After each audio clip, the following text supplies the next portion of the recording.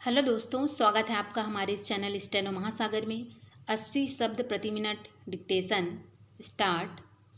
महोदय, मैं आज इस सदन में यह विश्वास के साथ कह सकता हूँ कि इस देश का हर नागरिक, चाहे वह कितना ही गरीब हो या उसका जीवन स्तर कितना ही नीचे हो, उसकी देशभक्ति में किसी प्रकार की कोई कमी नहीं है। जितने भी हमारे सरकारी कर्मचारी हैं और जो भी हमारे बड़े बड़े अधिकारी हैं, वे सब इस देश में फैले भ्रष्टाचार को समाप्त करना चाहते हैं। ऐसी स्थिति में यदि हम रेलवे कर्मचारियों के साथ बैठकर सहानुभूतिपूर्वक विचार करें और उनकी समस्याओं को हल करने का प्रयत्न करें तो अवश्य ही हमें सफलता मिलेगी। इसलिए आज आवश्यकता इस बात की है कि भ्रष्टाचार को समाप्त करने के लिए कर्मचारियों और अधिकारियों के साथ मिलकर चर्चा की जानी चाहिए। मैं समझता हूँ कि वे इस संबंध में अच्छे सुझाव दे सकते हैं। उनके प्रति किसी प्रकार का अविश्वास करना या उन पर किसी प्रकार का आरोप लगाना ठीक नहीं है।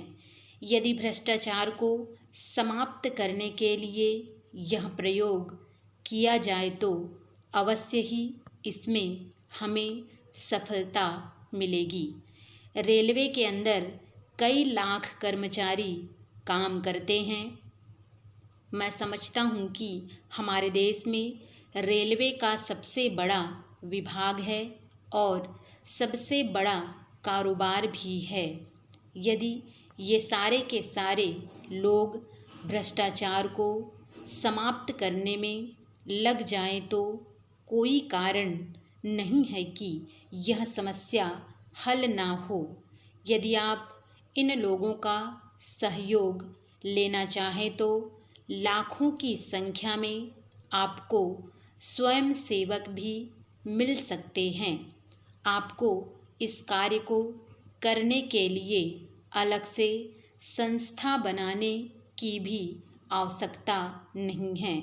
इसलिए आज आवश्यकता इस बात की है कि इस बारे में एक सम्मेलन बुलाकर के विचार किया जाना चाहिए और उसको करने के पश्चात कोई कदम उठाना चाहिए।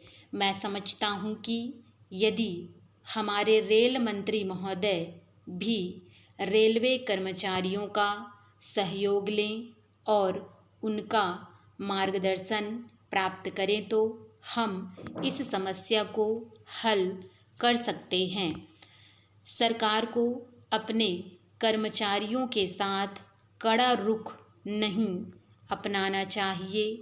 अपने कर्मचारियों की सुख सुविधा का ध्यान हमारी सरकार को करना चाहिए।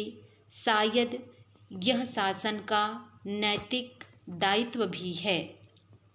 मुझे इस बात की प्रसन्नता है कि हमारे मंत्री महोदय ने रेलवे कर्मचारियों के लिए कुछ राहतों और सुविधाओं की घोषणा भी की है।